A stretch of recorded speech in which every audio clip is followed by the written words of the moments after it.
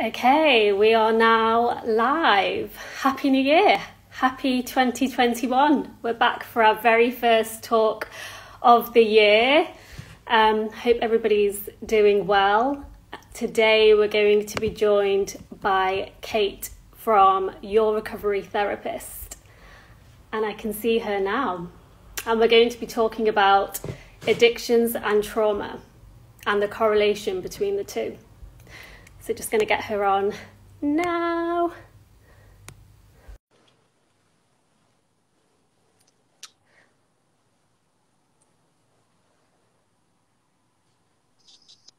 Hi. Hello. Hi. How's it going? It's working. I know. Good. How are you doing? I'm in a different space than I'm usually in today, so I'm just trying to configure things.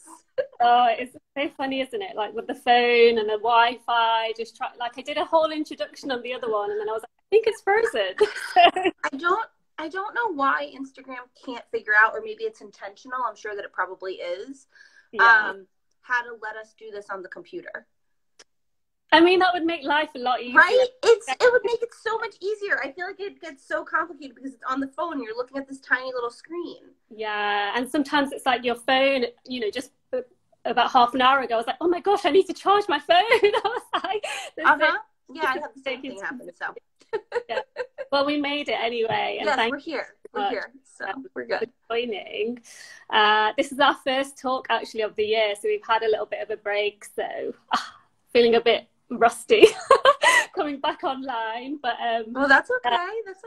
No, it's great to obviously have you here. I came across your page and really like kind of what you're doing with the correlation of trauma and addictions. So this isn't something that we've covered on our page before, so just to give a little introduction to Shushbox. Hi, getting high comments. Just to give a bit of a background on who we are.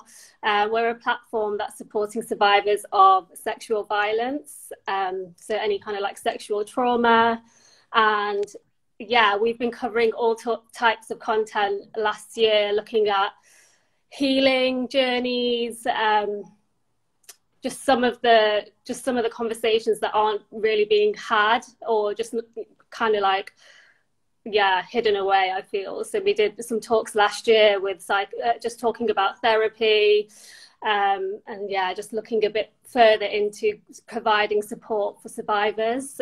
This is something myself I've experienced, and when it comes to addictions, this is as well as something that I have also been through, and it's not something that I've actually spoken about so openly before in the past. But when I did come across your page and the connection that you're making with trauma and addictions, I feel that is just not a conversation that is being had.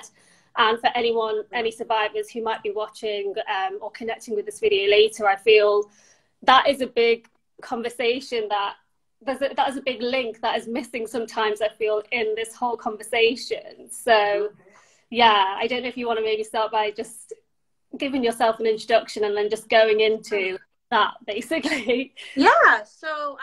So for those of you who might be joining who are not part of my account, I'm Kate, and I'm a licensed clinical social worker. I'm also a drug and alcohol counselor. I have actually been doing co-occurring work, which basically means trauma and addiction, mental health and addiction work for almost 10 years now. I started in the field really focusing on this area of work. Actually, in my first job, I worked in an all-women's program, and it was primarily women who had experienced some history of relational trauma. So very much what you're speaking to. So some type of physical, emotional, verbal, sexual abuse. I had a lot of clients who had a history of childhood sexual trauma. And then I've also worked in military settings with first responders as well, and worked with women who have experienced military sexual trauma as well. So kind of across the board, the spectrum of childhood into adulthood, and sexual assault as well. So definitely a topic that I feel really passionate about discussing, and I think is super, super important to bring to the forefront. because it's not something that's the most comfortable conversation to have for people, of course, right? So I think anything that we can do to have these uncomfortable conversations in these broader settings is super important. So for me, like I said, I started in that job, and we had one group that was specifically focused on our women who had a history of some sort of relational trauma and were also struggling with addiction or substance abuse. I differentiate the two because not all substance abuse is, clear addiction, right? I think we can kind of differentiate that a little bit and maybe a little later in our conversation. But I've really made it kind of my goal, my mission. I guess I feel like it's a calling a little bit, to focus on this co-occurring area of trauma and addiction, mental health and addiction. And I think it's really interesting what you just said, actually, about your own personal experience, because I was thinking about this. I did a live yesterday, actually, with someone else who focuses a lot on, her account is focused a lot on trauma in relationships, abusive relationships. And as we were talking, she was saying, the substance piece is an area that I don't talk much about. Right. So It's interesting, for many, many years, I think we didn't talk about mental health. We didn't talk about trauma. Right.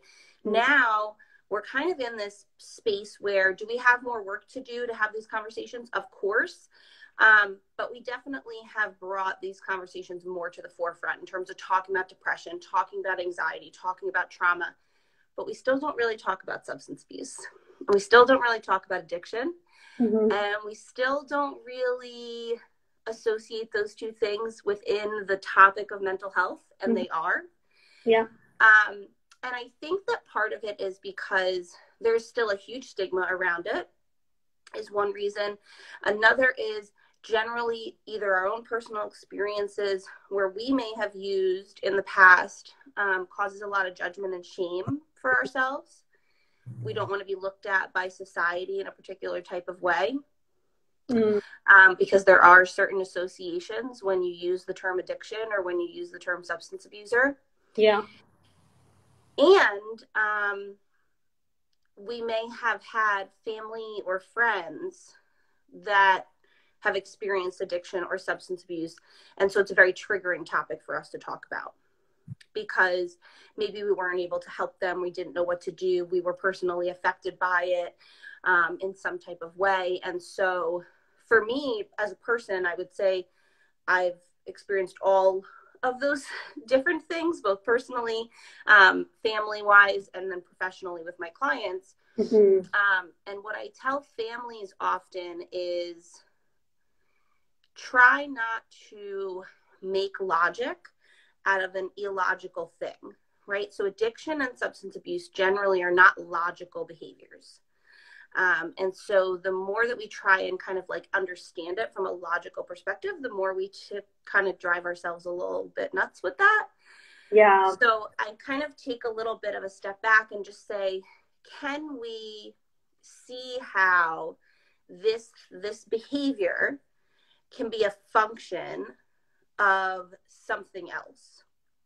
So I work a lot with substance abuse, but I've also worked with addictive behaviors, including self-harm behavior, chronic suicidality, eating behaviors, addictive behaviors in relationships. And so it can come out in all different ways. And the way that I really kind of look at it now is that when we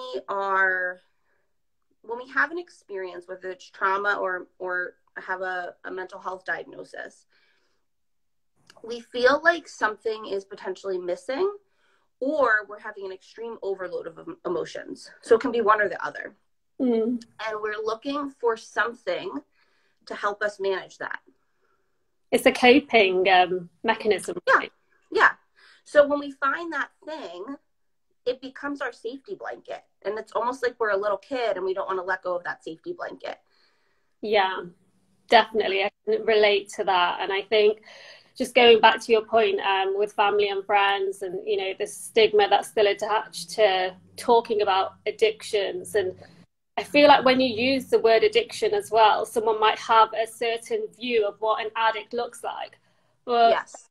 the case, and I feel like in my instance I knew that what I was doing was unhealthy, but what I was projecting out to the world was it was a mask, you know. It would have looked like, oh, you don't have a drinking problem, or you don't have a problem, or, you know, it was almost like you don't know what's going on inside that person when they are having this addictive behavior.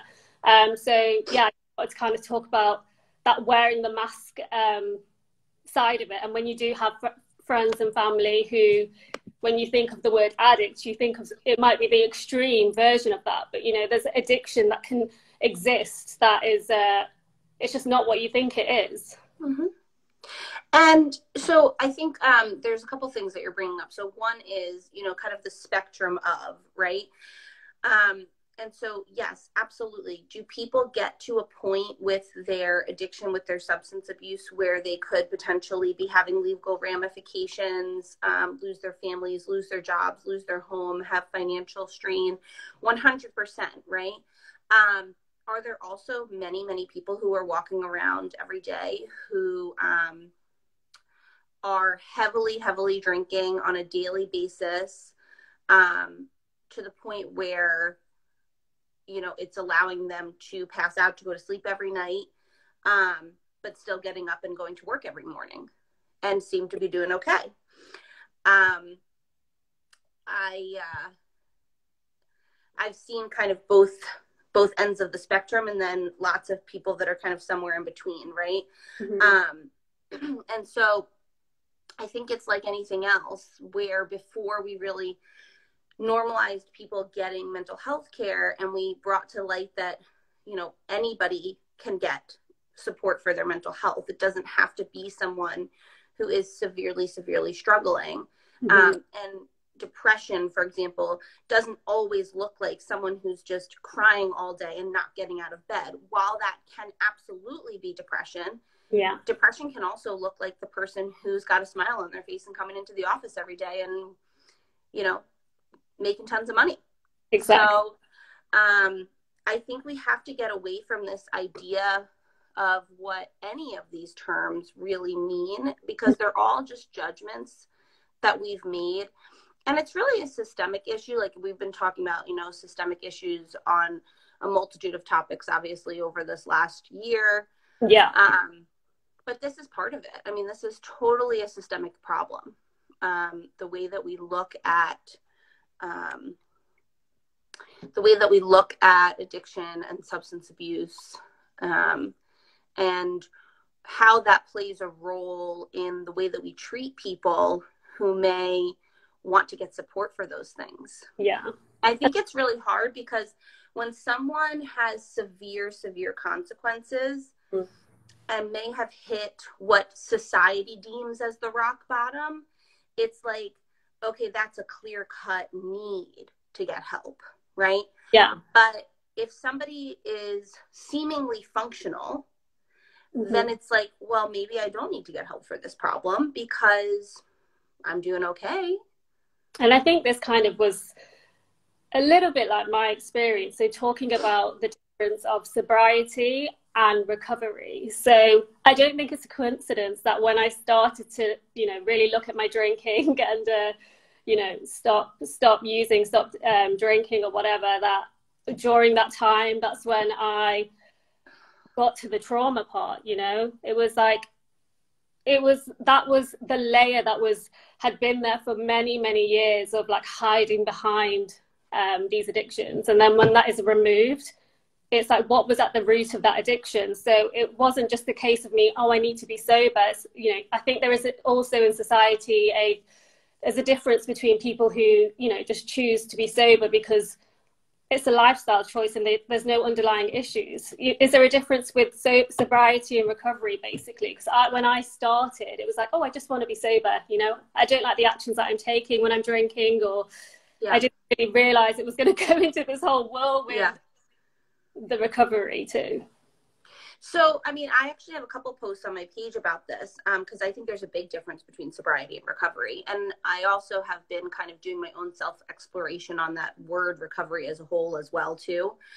So to me, sobriety is just not using your addictive behaviors. So especially if we're talking about drugs and alcohol, it means that you're not using drugs and alcohol. But many of us have heard, and I don't love these terms, but like these are kind of the well-known terms. Many of us have heard the term like dry drunk. So someone who is sober, but their behaviors are very much still in line with actions during active addiction. So to me, recovery is about working on all the other parts of yourself, right? So honesty, accountability, managing your mental health, learning how to set healthy boundaries, effective communication with people, really being able to connect inward and practice mindfulness strategies. So there's a lot of parts of recovery. And typically, you know, when we hear the word recovery, this is what I've been kind of thinking about lately. When we hear the word recovery, we associate that word with sobriety. But I think that recovery can mean different things for different people, depending on what your relationship has been with substances. So if it's been a clear addiction where we're like, this is something that you've tried over and over again to moderate your behavior, and it just doesn't seem like you're someone who's going to be able to do that, that's different than someone is basically abusing substances in order to manage something else. But maybe if they heal or work on their healing process of this other stuff, then they can moderate their relationship with. Now, obviously that depends on the substance, you know, certain substances, because of the physical addiction aspect of it, it's just not, the physical dependence aspect of it, just not possible to moderate that, right? But there are certain substances that like alcohol, marijuana, right, where you may be able to moderate that, even if you've had potentially an abusive relationship with those substances in the past.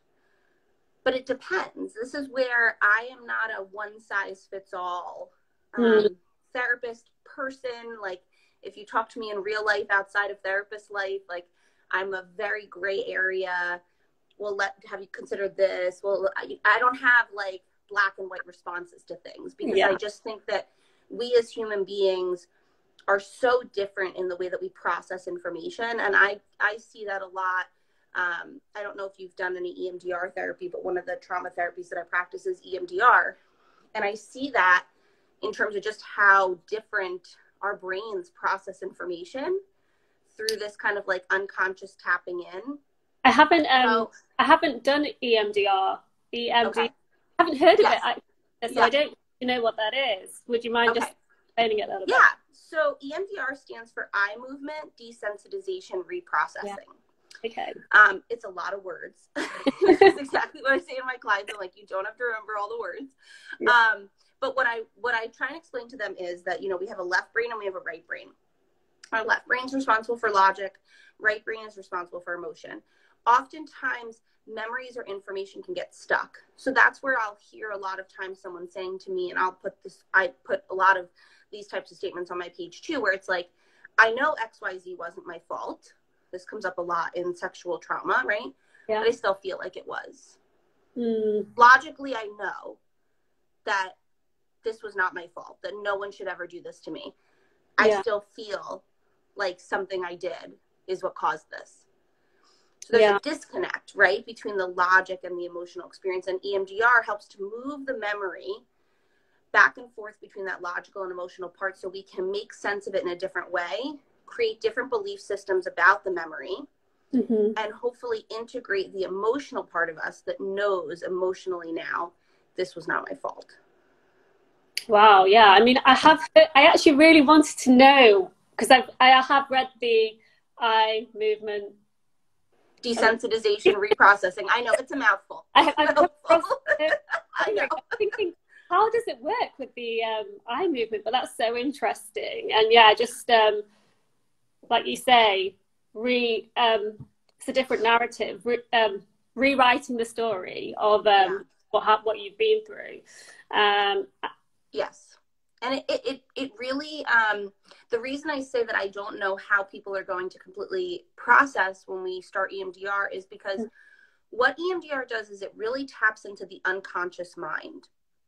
And that's really where some of the deeper trauma healing happens. Because the conscious mind is all the stuff that we're aware of. So again, we can be able to say that, like, this doesn't bother me anymore, you know, it wasn't my fault, like, I don't blame myself, I don't blame the other person, right?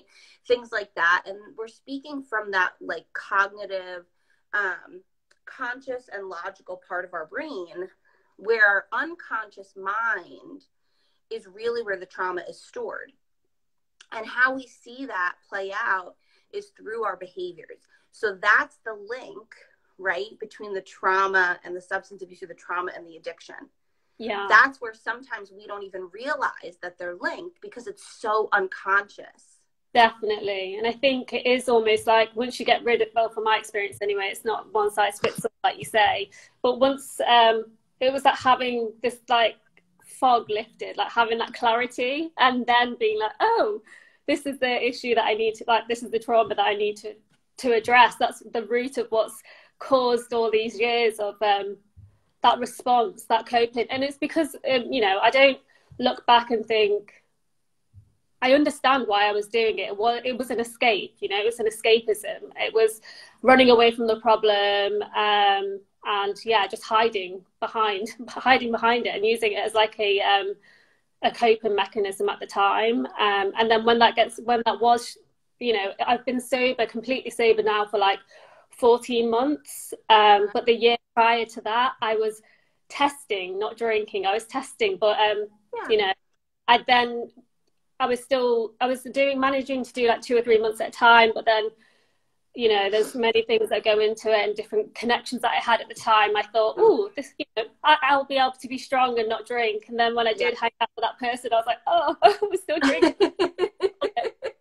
So it's probably around 2 or 3 years of really, like, getting sober. And the last 14 months, you know, I'm totally sober. And within that time, this is where I've set up this page and obviously got to the root of what a lot of my issues were. And there was something else I did see. You post quite a lot of like statements on your page, which are amazing. And one was, when we feel empty, we look for ways to fill ourselves up. And I think it was just that empty feeling. And then, you know, when you are sober, it's like those emotions that you were running away from, they're there to then be addressed. Yeah. So there's 2 parts to that. So I think that 12-step is a great program. I don't think that it's for every single person. This is another one of my, like, I don't think that everybody is the same, and I don't take a one-size-fits-all approach. But one of the statements that is talked about a lot in 12-step is this idea of 1 is too many and 1,000's never enough. And I think it's a really powerful way to think about it. When someone's questioning their relationship with substances, one of the questions that you want to ask yourself is, like, when you are engaging in use, again, depending on the substance that we're talking about, right? Some are going to be more clear cut than others.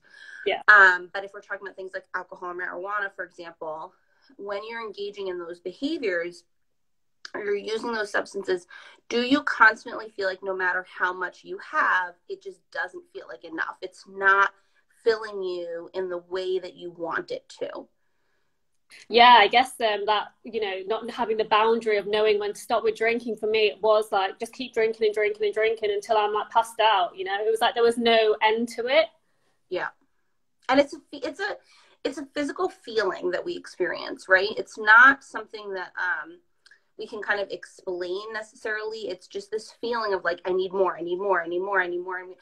Food is another one, actually, that I think is a great example of this too, right? Like, no matter how much I binge on this particular food, it just never feels like it's really satisfying me. And that's really what we're talking about with that kind of statement.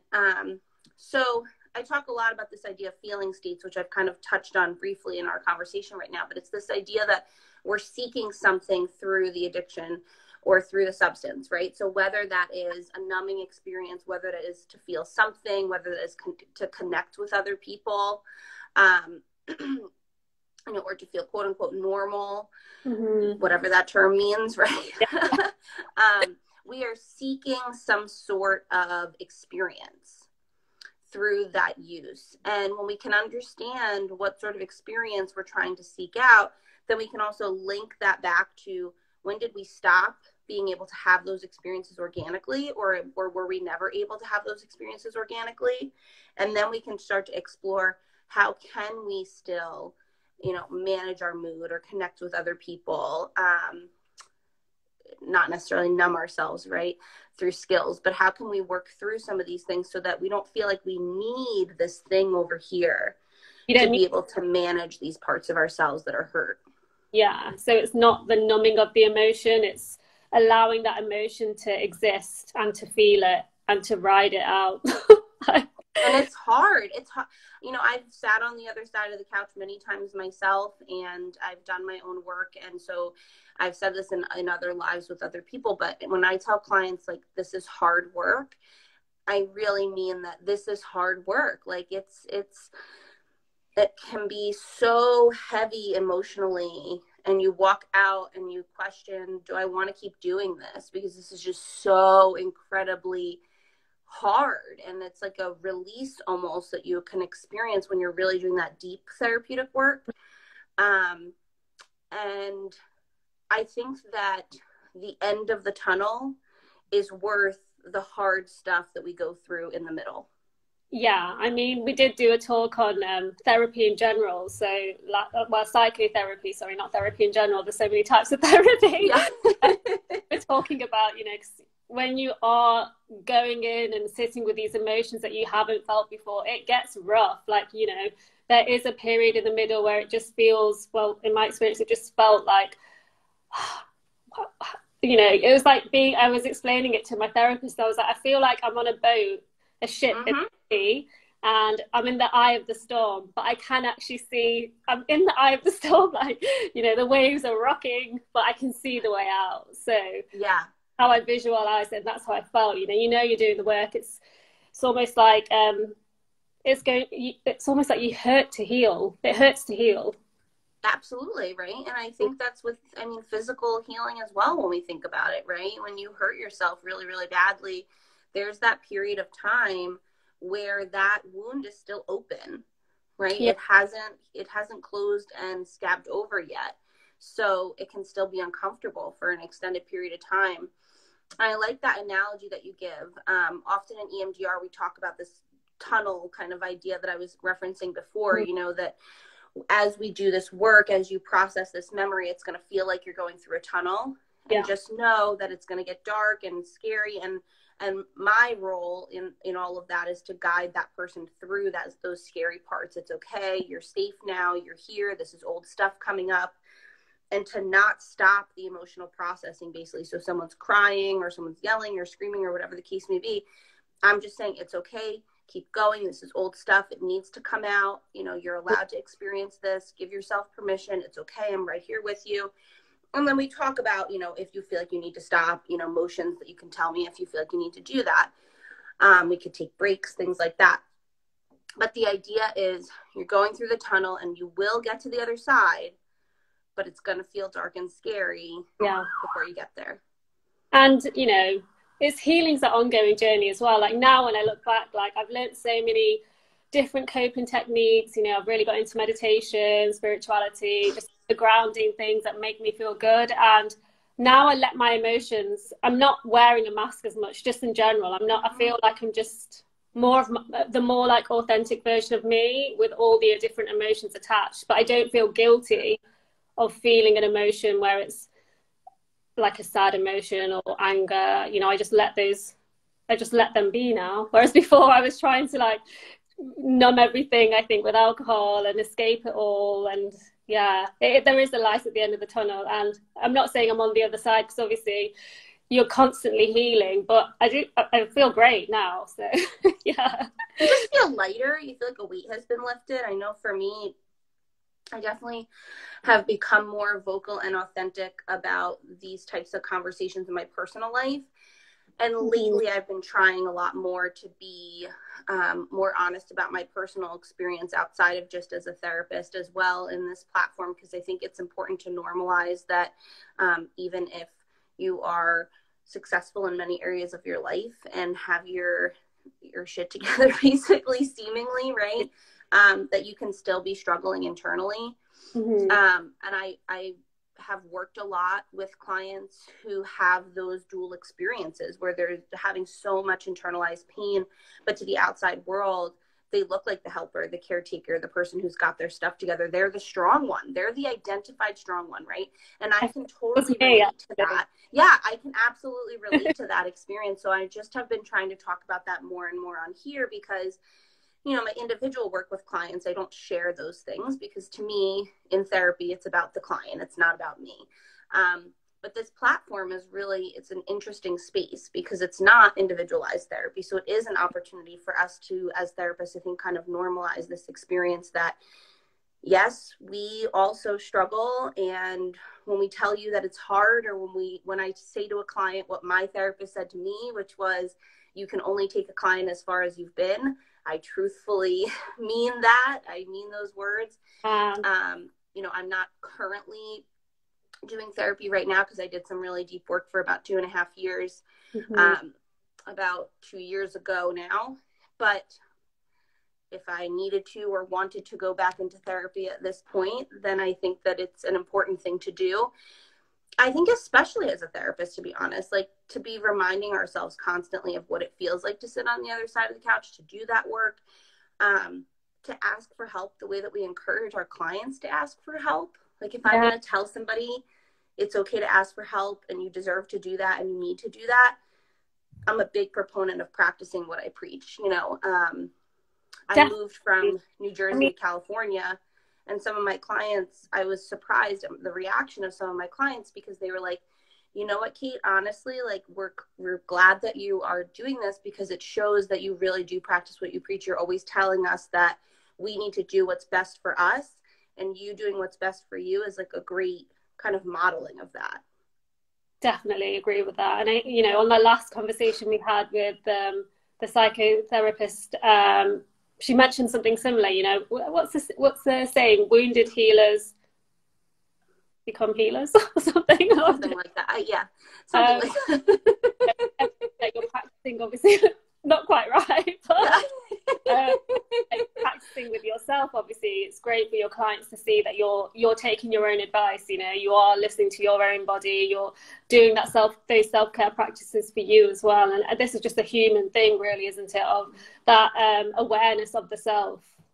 Yeah, you know, and I'm a big proponent too of the idea like none of us are perfect, including me. I'm not a perfect human being. I don't do things perfectly 100% of the time. And that's okay too, right? Because I think we as human beings are imperfect people and we're all just trying to do the best we can. And when you can approach, you know, just to kind of go back to like the addiction and the substance abuse piece, when we can approach care from that lens, that we really are just trying to do the best we can. And we're just trying to figure out how to like live this life that nobody has really given us a manual for. We can take some of the stigma away from it. Right. And useful way to do it. It doesn't help when somebody is struggling with substance abuse and either they come and ask for help, or even if they don't come and ask for help, it doesn't help when we say things like, you know, you shouldn't be doing XYZ. You know, you should really be looking at this behavior. You know, do you know how much you're hurting your family? People know already. They're already living with enough shame and guilt. I was just saying those things just pushes them away actually from wanting to get help.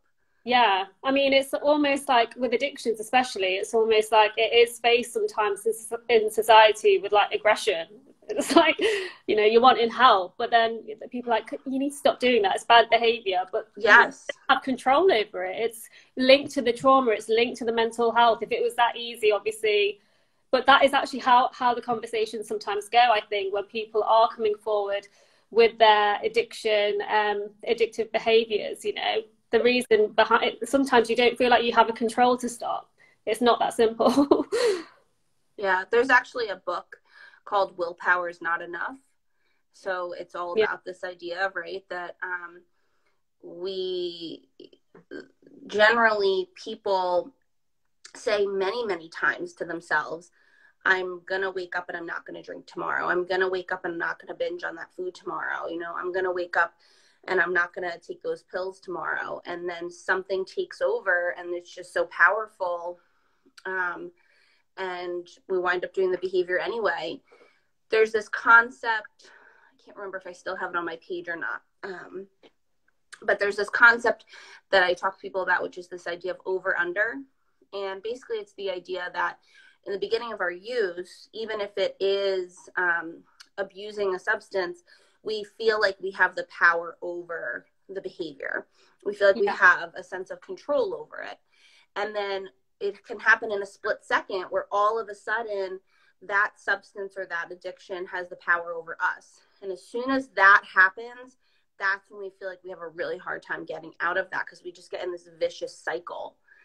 And it's like this idea of the substance being in the driver's seat of our life, and all of a sudden we switch to the passenger seat. And how do we get back in the driver's seat?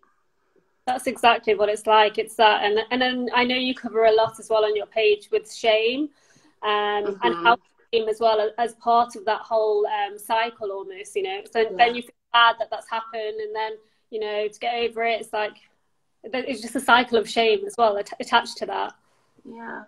And it's this piece of like, I'm not going to use today, but then I did. So what's the point of not? So then I do it again, but then I feel worse. So then I do it again, and then I feel worse. And it just kind of like goes in this round and round process, right? And we're digging deeper and deeper and deeper into that hole.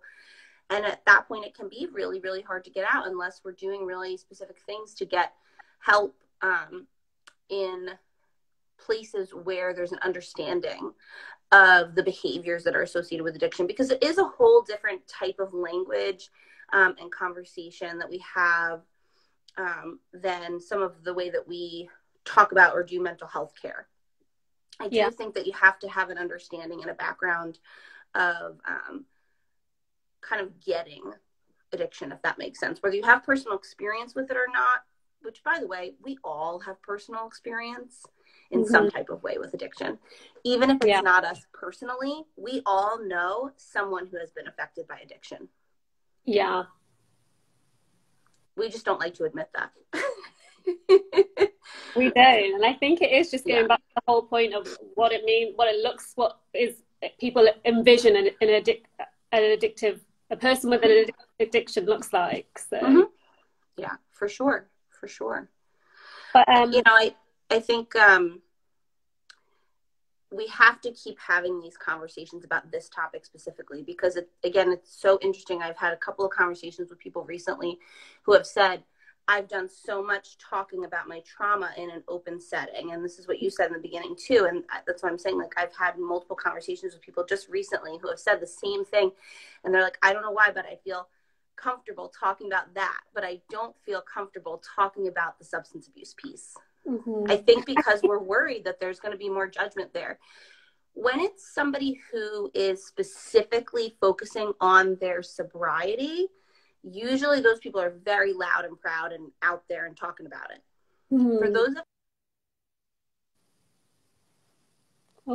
For those of us who may have done other mental health work as well, other trauma work, and we don't necessarily identify as addiction, but more as substance abuse, I think that's less likely or less common to be discussed. So substance abuse and addiction, there's a difference, would you say? Yeah, because it's similar to what I was saying before, just in terms of, I think that, sorry, I'm just plugging my phone in here. Because I think it's similar to what I was saying before about the fact that, you know, someone may be abusing substances or behavior for a period of time as a result of something else, but not necessarily have a lifelong addiction, as opposed to somebody who may have tried to moderate their behavior or their relationship with substances many, many times and found that they're just not someone who's able to do that. Right. And that may be more of a lifelong right. Gotcha. Disease model. So right?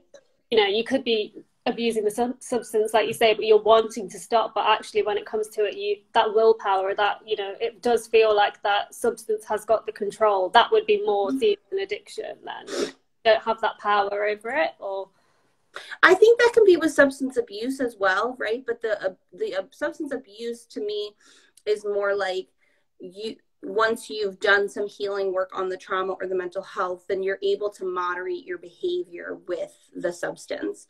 Like maybe you can drink in moderation, or maybe you can smoke in moderation, or maybe you can, well, eating is a really complicated one because we all need food to survive. So that's a really hard one in terms of addiction.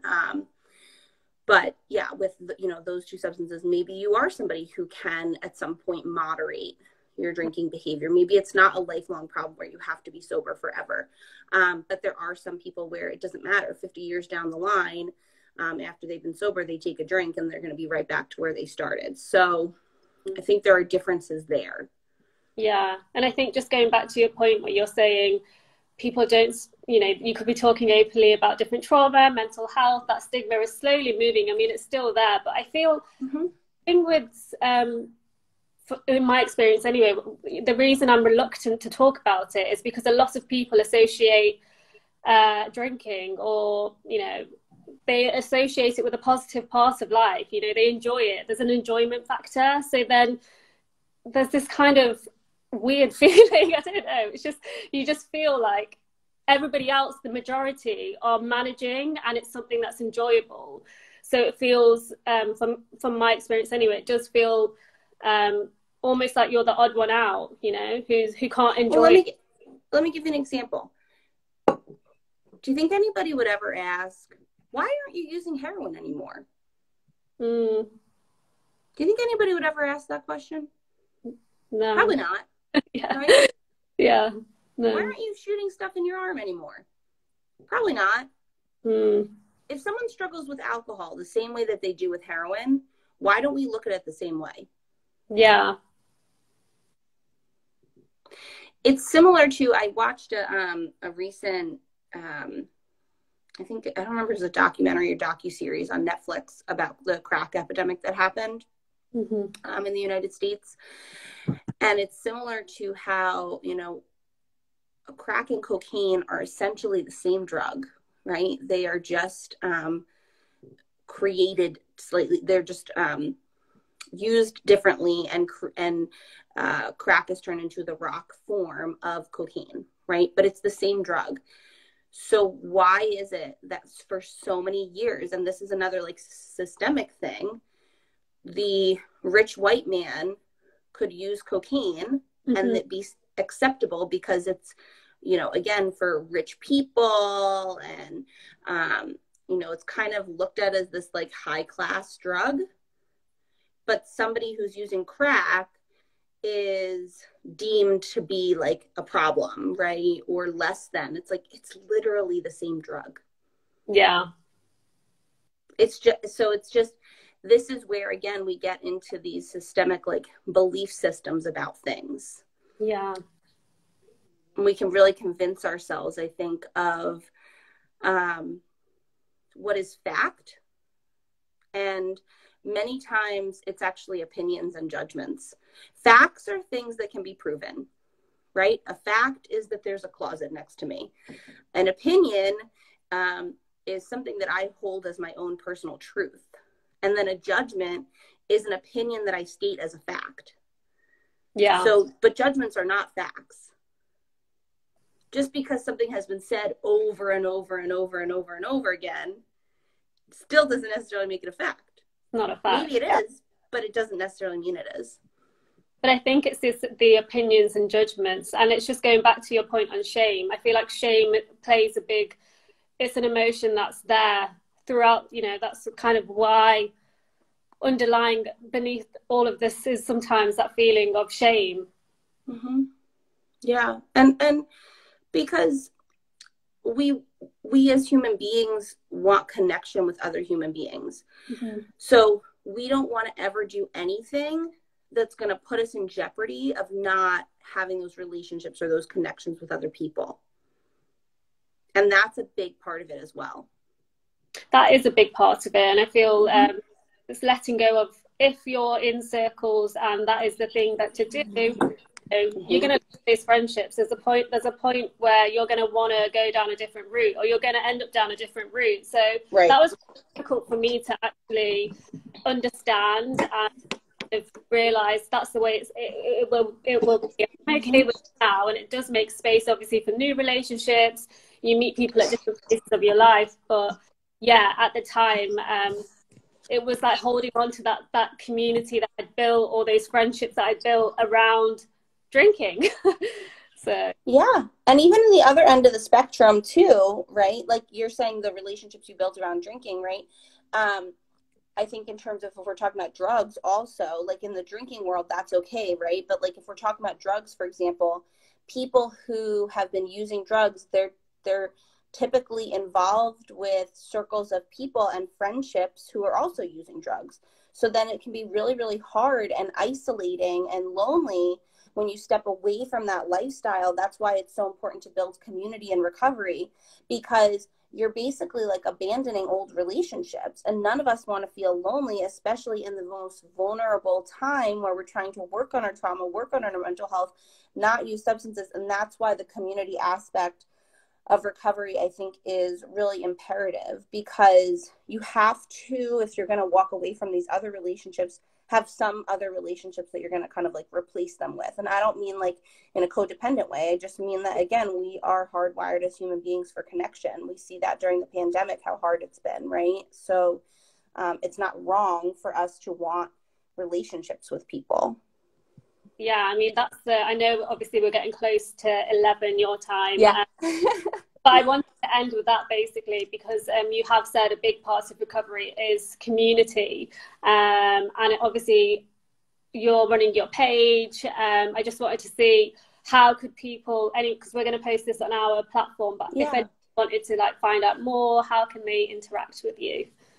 So you can follow my page, which is Your Recovery Therapist. On my page, I also have a link to a couple of resources that you can access. So I have a free guide, which is called the Managing Emotions Guide, which has a ton of grounding skills in it. So a lot of people find that really beneficial. There's also a self-compassion course on there, which is at like a really reduced rate right now. I think I have it as like $20 for that. But that link also takes you directly to my website as well. So you have multiple ways of accessing me through that website.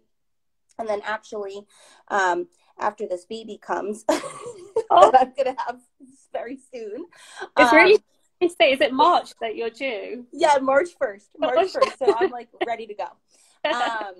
So after this baby comes, I'm going to be branching out and offering some specific recovery coaching services. So the plan is to have a program that people can land in. It's probably going to be about a 12-week program with some individual support in that as well. So you get the community aspect of things, you'll get the education, and then you'll also get some processing support too. So I will definitely be talking about that as I make that service available. But, you know, my information, my content on my page, there's a ton of videos, lives, short videos that I do. So I definitely feel like it's important to provide a mix of both free information and then, of course, you know, it is my business. So there's also paid services as well. Yeah. If you want to dive deeper, you know, personally. Right now I can see clients located either in the state of California or in the state of New Jersey. Once I open those recovery codes up, I'll be able to offer those services to anyone, anywhere. So that's part of the reason for that. Yeah, amazing. Yes. Oh, yeah. Well, thank you so much, Kate. Honestly, that conversation was so insightful. I feel just to even talk about these things is like a liberating experience. Yeah. No, I'm so glad that you asked me to come on, and thank you so much, honestly, for being willing to bring this conversation and this topic to light into the forefront, because I think it's so important for us to just like keep talking about it, right? Like the way that we've gotten to this place of normalizing mental health care is because people kept talking about it. So if we keep talking about this too, hopefully we can get to that same place. Yeah, definitely. And I've been tuning into your IGTV lives. I just love all the work that you're doing. So I'll definitely be following Yeah, thank you so much. It's been really great. Absolutely. All right. Well, thank you so much again. And you have a good rest of your week. You too. Have a good day. Okay. Bye-bye.